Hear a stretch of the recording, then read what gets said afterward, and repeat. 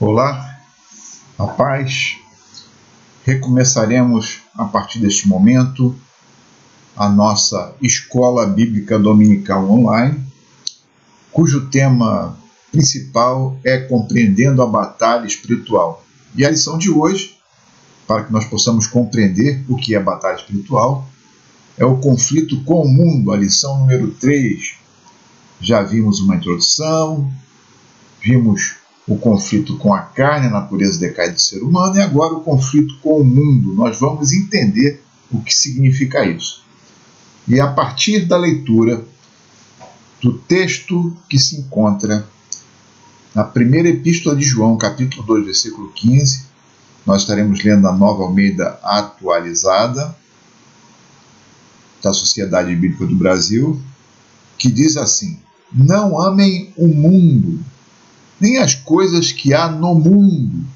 Se alguém amar o mundo, o amor do Pai não está nele.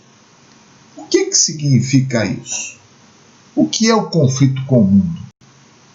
O que significa mundo aqui neste contexto em relação à batalha espiritual? Vamos começar a estudar e a entender o que significa este termo, para que possamos ter sucesso na nossa vida espiritual. Vejamos.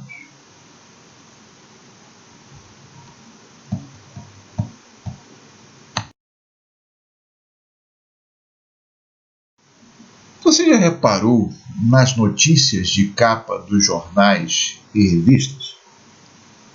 Geralmente são muito ruins, para não dizer catastróficas, assustadoras. Elas refletem, na verdade, o que o mundo é. Mas que mundo que é tão ruim, catastrófico e assustador assim? Vamos entender.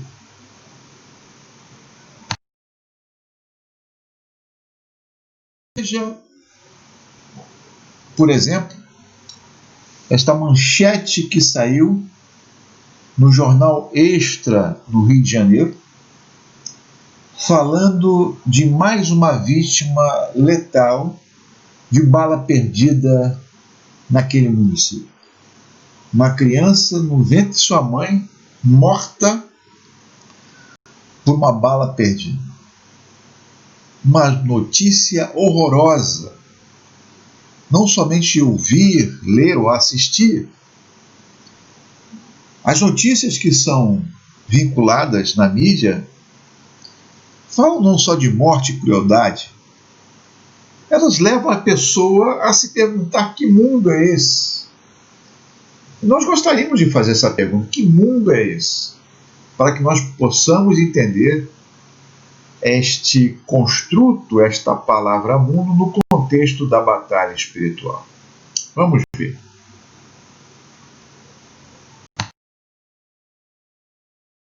O mundo que Deus criou era muito diferente.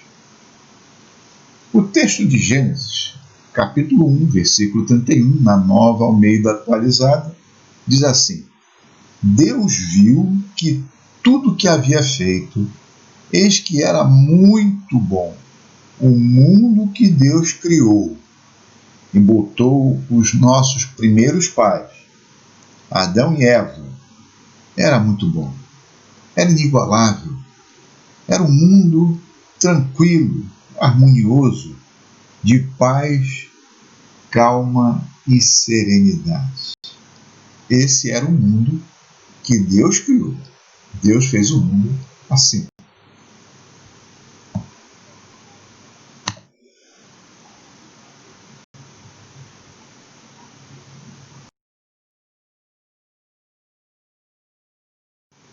O que tinha no mundo de Deus? Como eu falei, amor, alegria, paz, longanimidade, benignidade, bondade, fidelidade, mansidão, domínio próprio. Era isso que tinha no mundo de Deus. Deus, ao criar o ser humano, Adão e Eva, os colocou no paraíso, num lugar sereno, num lugar harmonioso, que havia fraternidade até mesmo entre os diversos seres ali criados, além do ser humano. Esse era o mundo que foi idealizado, que foi criado por Deus.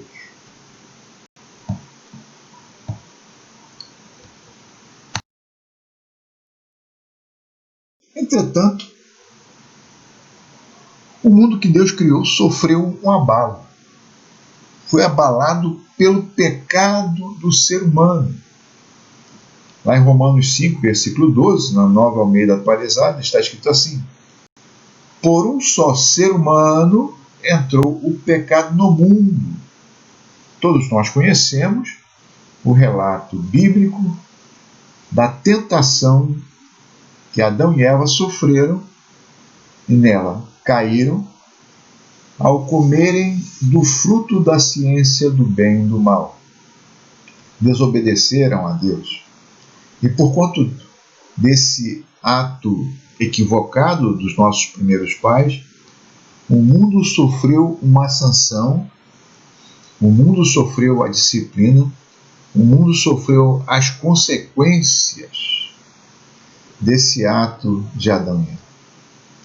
E houve uma conflagração, houve desarmonia, houve uma grande tragédia ali no Jardim do Éden, onde Deus foi obrigado, até mesmo para proteger o ser humano, ou os seres humanos, Adão e Eva, foi obrigado a expulsá-los do paraíso, porque caso eles viessem a comer também da árvore da vida, que nos dá e dá àquele que se alimenta dela a vida eterna, o ser humano, Adão e Eva, estariam na mesma condição de Satanás e seus anjos, pecadores eternos, sem perdão, sem remissão.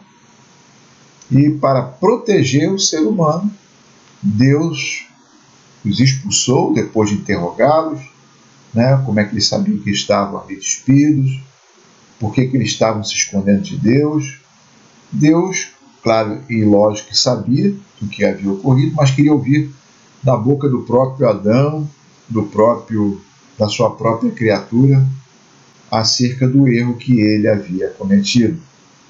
E que este homem e esta mulher, os nossos primeiros pais, tivessem consciência do ato horroroso que eles cometeram e, por conta deste ato, eles estavam sendo expulsos do Éden. Expulsos não só como disciplina, mas expulsos também para que eles pudessem ter a proteção de Deus, não tocarem na árvore da vida e com isso serem pecadores eternos. Mas vamos continuar na nossa busca do entendimento desse conflito com o mundo e o que significa esse mundo em termos bíblicos, teológicos, doutrinários. Vamos ver. O mundo passou a ser extensão do reino das trevas. E o reino das trevas, nós sabemos, ele é dirigido por Satanás.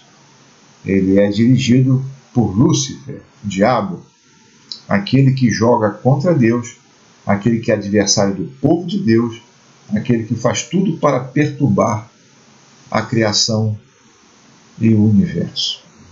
Lá em João 16:11, o Senhor Jesus o chama de príncipe deste mundo e diz ali que ele já está julgado. A partir daquele momento, o mundo se tornou extensão do reino das trevas, que até então não era.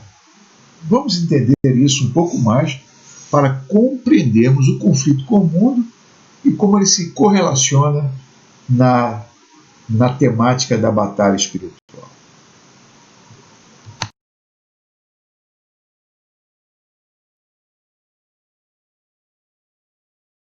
Que mundo é este que passou a ser extensão do reino das trevas? Será o planeta? A criação como um todo? Os homens? Os animais? O que a Bíblia quer dizer quando fala que Satanás é o príncipe deste mundo? É o príncipe do planeta Terra? Não, não, não, não, não. A Terra pertence ao Senhor. Do Senhor é a terra e a sua plenitude. Satanás é o intruso. Ele tenta roubar a terra do Senhor, mas a terra pertence a Deus. Mas o que a Bíblia quer dizer com o mundo sendo extensão do reino das trevas? O que é isso? Vamos tentar entender.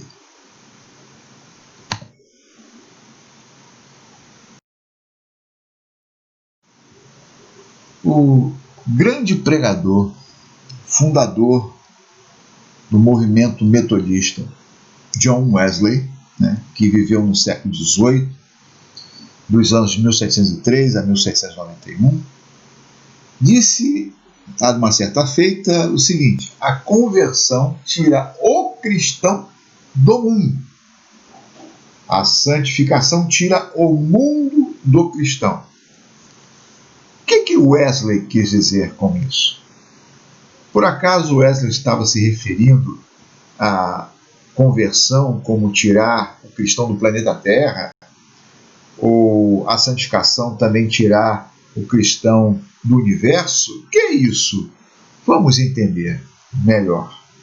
Porque a partir daí nós vamos entender o que significa mundo no contexto da batalha espiritual. Nós vemos na nossa fase introdutória das nossas lições sobre compreendendo a batalha espiritual, que a batalha espiritual que nós travamos contra o reino das trevas, contra Satanás e seus demônios, ela tem dois aliados muito fortes.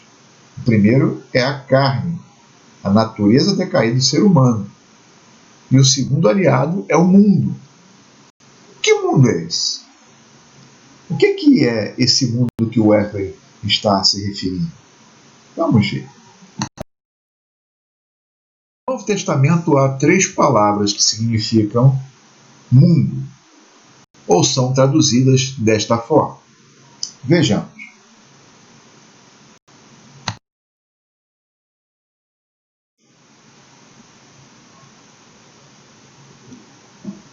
A primeira palavra que é traduzida por mundo no Novo Testamento é a palavra oikomene, que significa terra habitada, o mundo onde vivemos. Na verdade, ela se restringe a um território, a um lugar, com determinada população. Então, quando nós nos referimos, por exemplo, ao povo de Israel, que habitavam ali na terra de Israel, Eretz Israel, aquela era o oikomene, o mundo do povo hebreu, do povo israelita. Mas há uma segunda palavra. Vamos a ela.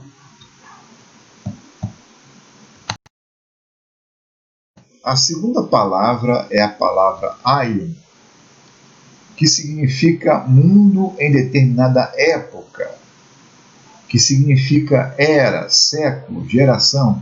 Então, não passará essa geração aion, esta era, é uma forma também de traduzir a palavra mundo. Mas há uma terceira palavra que também se usa no Novo Testamento grego para significar mundo. Vamos a ela para que nós possamos entender o conflito com o mundo e o que significa mundo no que diz respeito à batalha espiritual. Vejamos.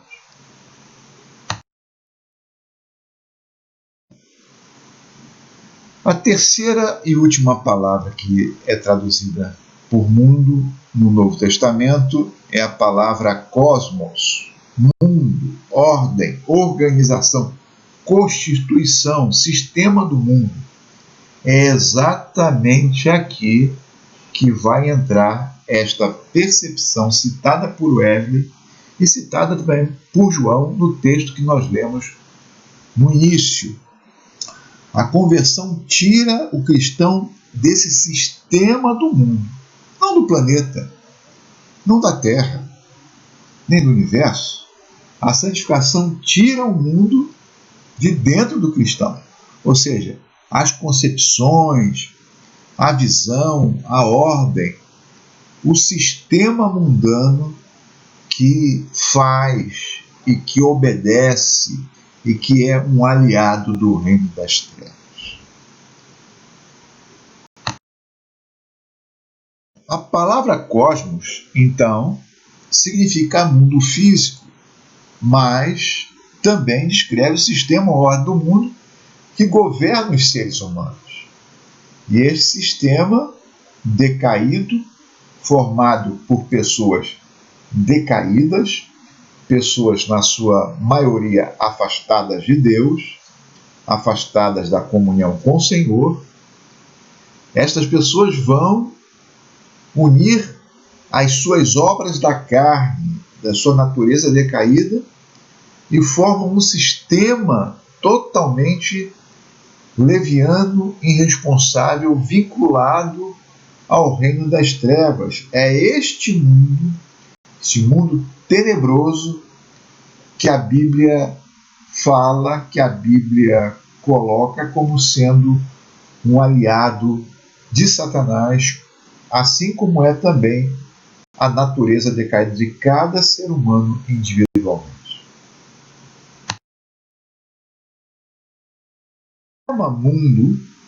O sistema mundo é alimentado pelas obras da carne, a imoralidade sexual, a impureza, as ações indecentes, a adoração a ídolos, as feitiçarias, as inimizades. Diz mais, o sistema mundo, ele é também, vejamos,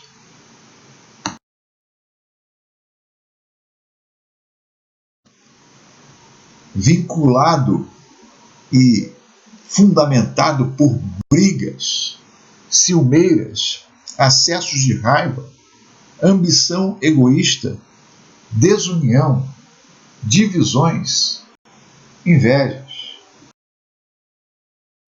O sistema mundo, ele é governado pelas bebedeiras, pelas farras e pelas coisas que se assemelham a essas que nós citamos, que afastam as pessoas de Deus e umas das outras.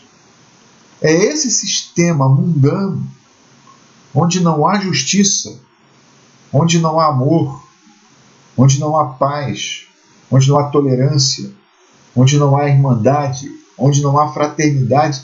Esse sistema se alia, se vincula ao mundo das trevas e contraria a vontade de Deus.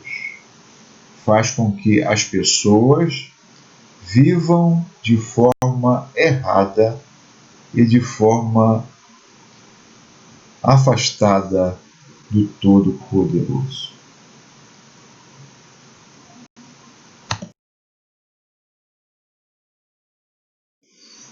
E aqui precisamos dar uma pausa e entender o que Satanás e os demônios fazem com as obras da carne, a natureza decaída do ser humano. Na verdade, eles potencializam, através do sistema mundano, todas as obras da carne que nós citamos, conforme Paulo escreveu muito bem na sua carta aos Gálatas, no capítulo de número 5, nos versículos de número 19 a 21, ele diz assim: as coisas que a natureza humana produz são bem conhecidas. Elas são a imoralidade sexual, a impureza, as ações indecentes, a adoração de ídolos, as feitiçarias, as inimizades, as brigas, as ciumeiras, os acessos de raiva, a ambição egoísta, a desunião, as divisões, as invejas, as bebedeiras, as farras e outras coisas parecidas com essas. Repito que já disse, os que fazem essas coisas não receberão, não entrarão, não participarão do reino de Deus. Então, os demônios não criam o pecado. Os demônios potencializam a chance das pessoas pecarem. O sistema mundano que leva as pessoas a maximizarem as suas obras da carne, o seu egoísmo, a sua imoralidade, a sua impureza, a sua indecência, as suas brigas, as suas raivas, as suas ambições, as suas divisões, os inimigos dos seres humanos, os demônios e o próprio Satanás, fazem com que estes comportamentos, estas atitudes, estas práticas sejam maximizadas, sejam potencializadas, e assim o ser humano se torna uma espécie de marionete nas mãos do diabo. Ele, de forma muito inteligente, diz que as coisas ruins, como essas que nós citamos, são coisas boas, que vão fazer bem e que vão melhorar a vida das pessoas. A mesma tática que ele usou com Adão e Eva ali no paraíso. Por isso nós precisamos entender que este mundo tenebroso, não o mundo criação, não o mundo físico, as plantas, os animais, os próprios seres humanos, não é esse mundo, né? O ser humano afastado de Deus, que faz com que a sua natureza decaída se sobressaia cada vez mais, ele corrobora, fortalece as ações que são estabelecidas no sistema do mundo, né? Nas ordens, ou na ordem criada por Satanás, vinculada por ele, aliada a ele e alimentada pelos seres humanos para se afastarem de Deus. Se nós não tivermos a clareza disso, é possível que as pessoas, até mesmo aquelas cristãs, participem das obras do diabo, do sistema mundano, sem se dar conta do que estão fazendo. Vamos ver, vamos entender.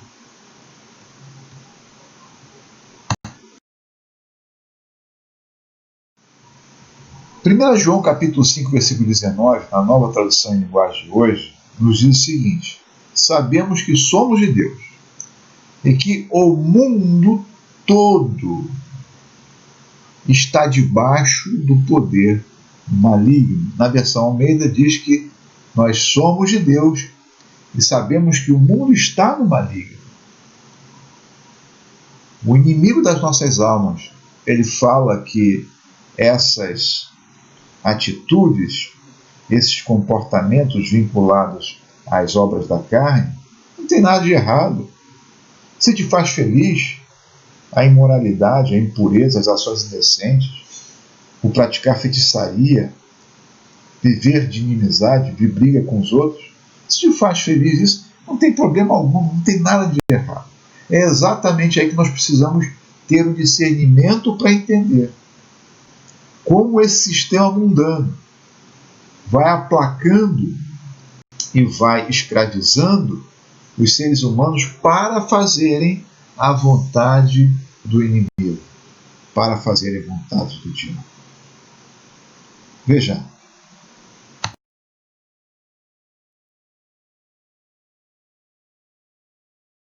Como o reino das trevas utiliza ou se utiliza do sistema mundano para manipular e paralisar o cristão principalmente, já que o cristão, a priori, é identificado como alguém que já nasceu de novo, que o Espírito Santo habita dentro dele, fazendo com que o fruto do Espírito possa brotar e ele não seja mais dominado pela sua natureza decaída.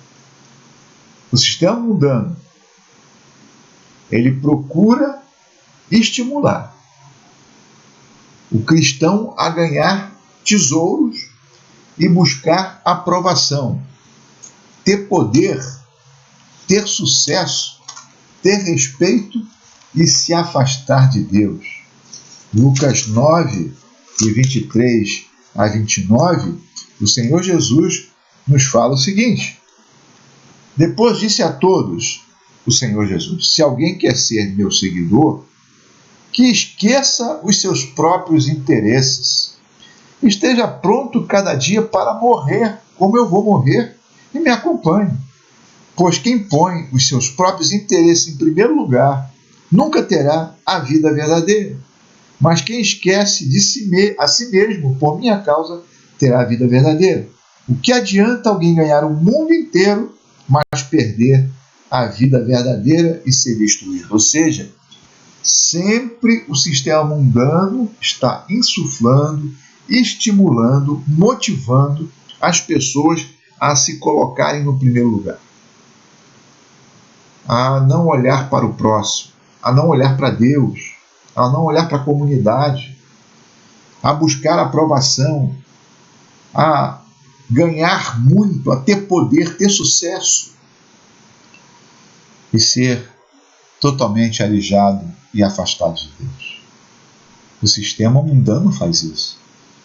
E se a pessoa é muito ambiciosa, aí que a situação se torna muito mais complicada, porque o mundo vai instigando esta ambição, este desejo, para que a pessoa se afaste de Deus. Mas não para por aí. Além do mundo procurar nos estimular a ganhar os seus tesouros e a buscar a sua aprovação, há ainda uma segunda ação do sistema mundano sobre o cristão para que ele se afaste de Deus. Vejam. Procura fazer com que nós nos envergonhemos do Senhor Jesus Cristo. Lucas 9, 26 está escrito: pois se alguém tiver vergonha de mim e do meu ensinamento, então o Filho do Homem também terá vergonha dessa pessoa, quando ele, o Filho do Homem, o Senhor Jesus, vier na sua glória e na glória do Pai e dos santos anjos de Deus. O que isso significa?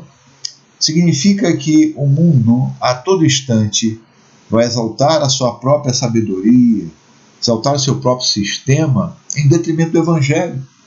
Dizer que o Evangelho é loucura, dizer que o Evangelho é bobagem, dizer que o Evangelho é ridículo, dizer que o Evangelho é algo que pode ser encarado como um conto de fadas, que o seu saber teológico, doutrinário, não faz sentido.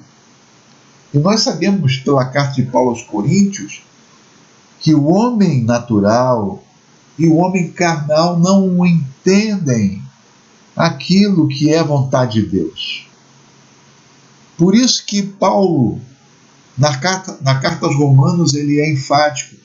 Ele diz: eu não me envergonho do Evangelho de Jesus Cristo, porque eu sei que é o poder de Deus para a salvação de todo aquele que nele crê. O mundo quer nos fazer ficar envergonhados do Senhor Jesus. Como seguir a Jesus ser algo antiquado e algo pouco inteligente. Mas cuidado, o sistema mundano é vinculado a Satanás e aos demônios. E se nós não nos dermos conta disso, nós não vamos fazer a vontade de Deus e nós não vamos ganhar a batalha espiritual. Não vamos vencer o mundo. Não vamos vencer as hostes infernais. Não vamos compreender a batalha espiritual. Mas ainda há uma terceira motivação, um terceiro estímulo que o mundo procura fazer com o cristão. Vejamos.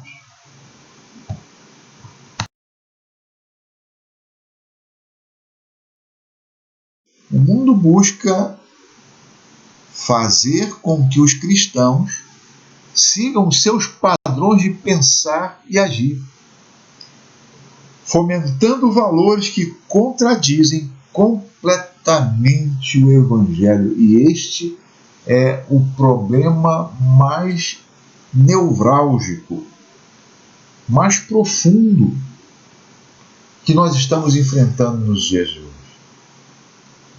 Talvez sentir vergonha de Jesus você não sinta. Talvez ser ambicioso você não é. Talvez se colocar em primeiro lugar, talvez você não se coloque. Mas os valores, os seus valores, são os valores do Evangelho? São os valores que Jesus ensinou? São os valores que estão atrelados no decálogo, nos 10 mandamentos de Jesus, digamos assim, que estão ali alicerçados no Sermão do Monte, assim como Moisés entregou a Israel a Torá lá no Sinai, Jesus entregou à igreja lá no Monte das Bem-aventuranças em Israel, às margens do Mar da Galileia, os seus valores, a sua lei, que é o Sermão do Monte. Será que a minha vida, a sua vida, a nossa vida está vinculada ao Evangelho de Cristo, naqueles valores do Evangelho? Vamos ver como é isso.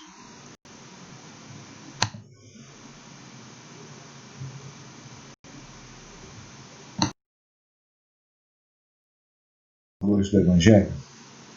A nossa mente, o nosso interior está vinculado de fato ao que Jesus ensinou? Olha o que Paulo falou na carta aos Romanos, no capítulo 12, versículo 2. Nós estaremos lendo na Nova Tradução em Linguagem Viva. Não vivam como vivem as pessoas deste mundo, mas deixem que Deus os transforme por meio de uma completa mudança na mente de vocês. Assim vocês conhecerão a vontade de Deus, isto é, aquilo que é bom, que é perfeito e agradável a Deus. A figura que está aqui no nosso slide, ela tem um significado interessantíssimo. Se o mundo todo vai em determinada onda, nós precisamos entender que onda é essa e quais são os valores que permeiam essa atitude. O cristão, ele de fato vai seguir na direção contrária. O que eu quero dizer com isso? Nós vivemos um momento da história da humanidade onde o linchamento, aquilo que é chamado na linguagem da internet, das redes sociais, de lacração, de cancelar, é um comportamento muito comum. Mas esse comportamento é um comportamento cristão? Esse comportamento de destruir a pessoa emocionalmente, destruir a sua história, colocar a pessoa num lugar deplorável, isso é um comportamento cristão? Claro que não é.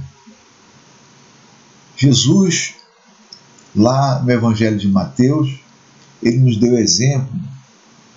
Ele não apaga o pavio que fumega e nem quebra a cana trilhada. Jesus nunca maltratou ninguém. Às vezes, Jesus puxava a orelha dos fariseus, dos religiosos, mas com muito respeito, com muito carinho, com muita educação. O cristão, ele não anda nesta onda como as demais pessoas andam. Pelo contrário, ele vai na direção contrária a deste mundo. Precisamos entender quais são os valores do Evangelho e nós precisamos segui-los, porque senão nós estaremos sendo presa fácil do sistema mundo, que é aliado de Satanás, e nós não teremos poder contra o reino das trevas e, consequentemente, nós não o venceremos. Por isso que a postura de Jesus da não violência, do viver pacífico, da compreensão e do perdão, parece que muitos hoje não fazem parte daquilo ou dos valores que Cristo deixou ali nos seus evangelhos, de Mateus, Marcos, Lucas e João. Vamos entender isso com um pouco mais de profundidade.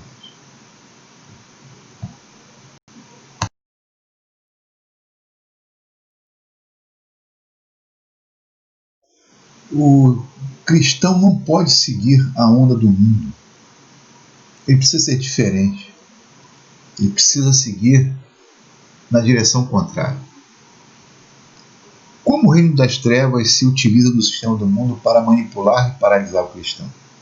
Nós vimos que ele tenta motivar o cristão a ganhar os seus tesouros, a pensar em si mesmo, tenta estimular o cristão a envergonhar-se de Jesus, tenta estimular o cristão a abraçar os seus valores. E aqui, nessa ilustração, vocês estão vendo aí a foto da partida da final, né, a partida final da Liga dos Campeões da Europa de 2018, entre o Liverpool, time inglês, e o Real Madrid, time espanhol, que faziam essa disputa antes da Copa de 2018, para ver quem seria o campeão da Europa, dos clubes, né, europeus.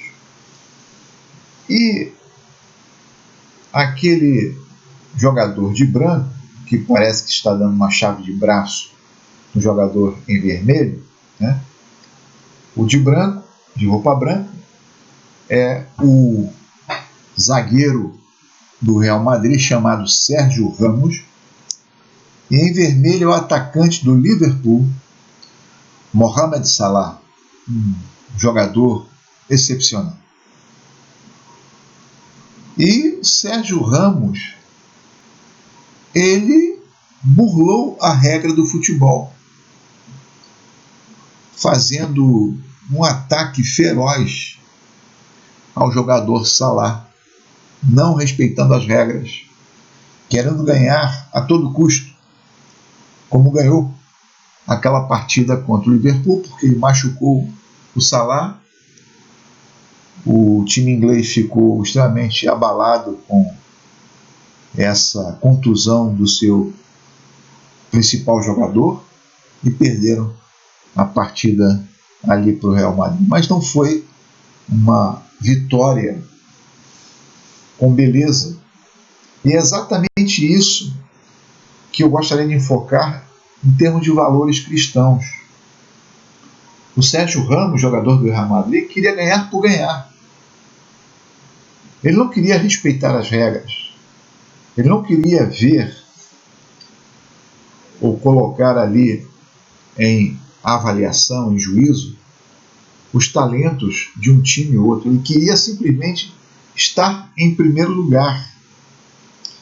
Ele queria simplesmente enfatizar aquilo que era o seu desejo. E o cristão, em hipótese alguma, pode ter esse tipo de comportamento. E por que não?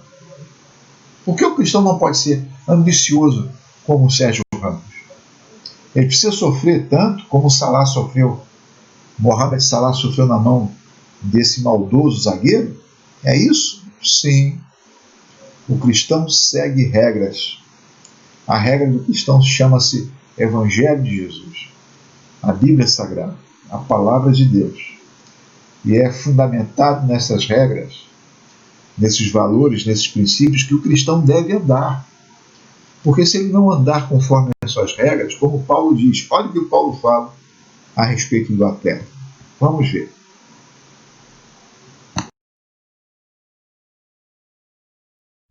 Segundo Timóteo 2,5, o atleta que toma parte numa corrida não recebe o prêmio se não obedecer às regras da competição. É preciso obedecer às regras da competição. É preciso obedecer aquilo que é tido como sendo a pauta a ser percorrida.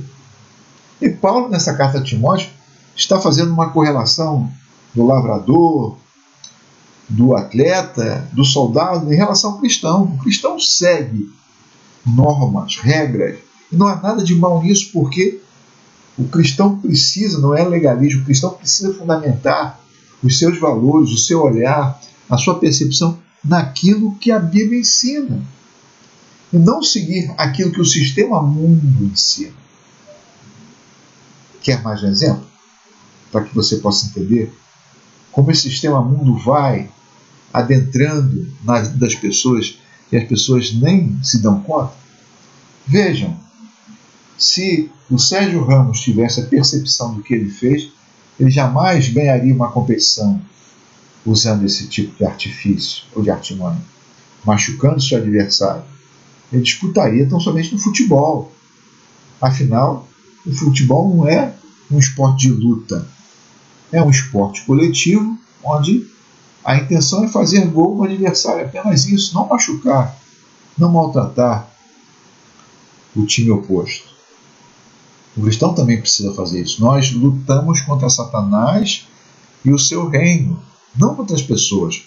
Por isso que Paulo falou que a nossa luta não é contra a carne nem o sangue, mas sim contra as potestades, contra as hostes, contra os principados. Ou seja, contra o mundo tenebroso que se alia à carne, à natureza decaída dos seres humanos. E se alia ao mundo enquanto sistema, enquanto ordem afastada de Deus. Vamos entender um pouco mais sobre isso. Veja, eu creio que os irmãos conhecem a história de William Wilberforce. Era um parlamentar britânico que lutou muito para acabar a escravidão na Inglaterra. E algum tempo antes da sua morte, a Inglaterra proclamou, algum tempo depois da sua morte, a Inglaterra proclamou o fim da escravidão, né? No século XIX. William Wilberforce, que foi companheiro, né, de Wesley, conviveu com John Milton, aquele que escreveu Amazing Grace, a Graça Maravilhosa. Ele diz o seguinte: eu me sinto muito mal quando vejo a maioria daqueles que se dizem cristãos terem tão pouco entendimento da natureza real da fé que professam. Por que William Wilberforce falou isso? Porque ele ficava abismado em ver cristãos defendendo a escravidão no seu país, defendendo a humilhação dos negros, defendendo algumas doutrinas absurdas, como aquela que diz que a marca de Caim é a cor negra. Alguma coisa horrorosa. Isso não tem fundamento bíblico algum. Isso é do diabo.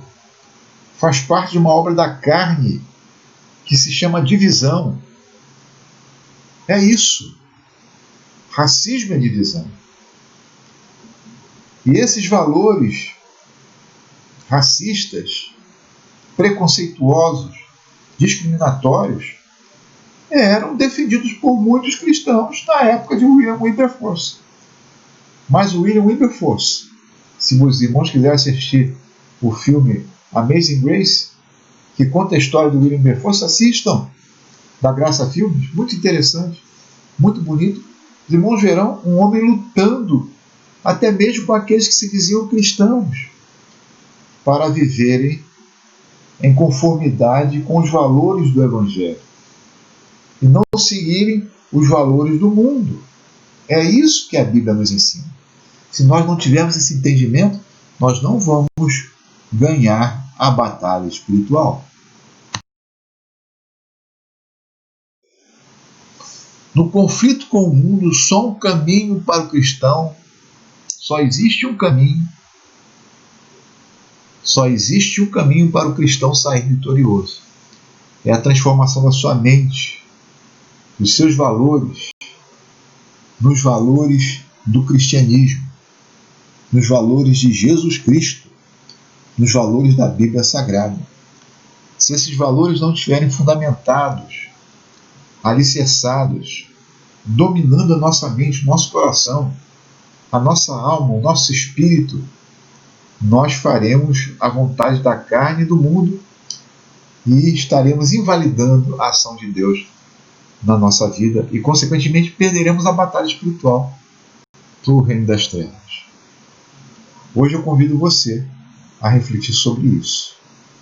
para que você possa, enfrentando a sua natureza decaída, enfrentando as obras da carne, enfrentando o mundo, não dando possibilidade para Satanás se arvorar no direito de manipular e paralisar você. Você possa ser, de fato, um instrumento nas mãos de Deus para transformar este mundo sofredor, este mundo afastado de Deus, no Éden novamente, no jardim de Deus, naquilo que Deus quer para a minha e para a sua vida.